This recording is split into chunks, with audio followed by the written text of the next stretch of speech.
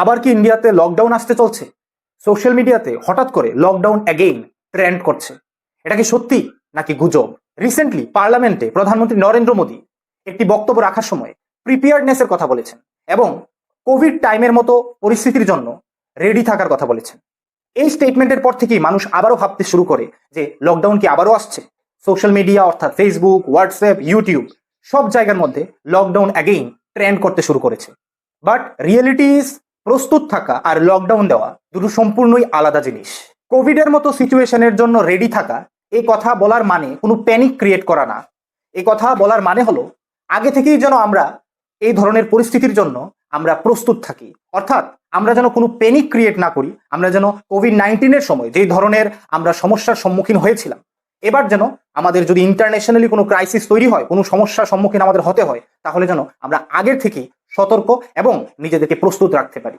অনেকে আবার বলছে দিল্লিতে 50% এরিয়া শাটডাউন, কিন্তু এই কথাটা কি সত্যি? আসলে বিষয়টি হলো দিল্লির বায়ু দূষণ নিয়ন্ত্রণ করার জন্য কিছু বিশেষ নিয়ম জারি করা হয়েছে। দিল্লির সকল সরকারি এবং বেসরকারি অফিসগুলোতে 50% কর্মীদের উপস্থিতির কথা বলা হয়েছে, আর বাকি 50% কর্মীদেরকে বাড়ি থেকে অর্থাৎ ওয়ার্ক ফ্রম হোম করার পরামর্শ দেওয়া হয়েছে। বাজার, গণপরিবহন অর্থাৎ মেট্রো, বাস প্রভৃতি সবকিছু দিল্লিতে স্বাভাবিকভাবেই চলছে। এক্ষেত্রে দিল্লিতে যানবাহনের সংখ্যা কমিয়ে ধোঁয়া এবং ধূলিকণা যেন নিয়ন্ত্রণ করা যায় এবং বায়ু দূষণের মাত্রা যেন কমানো যায়, এই কারণেই 50% কর্মীদেরকে বাড়ি থেকে কাজ করার নির্দেশ দেওয়া হয়েছে। লকডাউন তখনই দেওয়া হয় যখন কোনো একটা massive health crisis like Covid বা ন্যাশনাল ইমার্জেন্সি সিচুয়েশন তৈরি হয়, কিন্তু বর্তমানে এই দুইটার কোনোটাই ইন্ডিয়াতে নেই। গভর্নমেন্টের ফোকাস স্ট্যাবিলিটি মেনটেন করা এবং গ্লোবাল সিচুয়েশনকে মনিটর করা।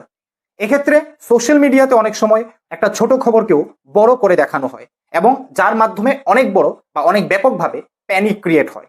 এক্ষেত্রে এক কথা পরিষ্কার যে বর্তমানে ইন্ডিয়াতে লকডাউন আসার মতো কোনো সিচুয়েশন বা পরিস্থিতি তৈরি হয়নি। তো এক্ষেত্রে আপনারা সবাই সতর্ক থাকবেন এবং গুজবে কান দেবেন না।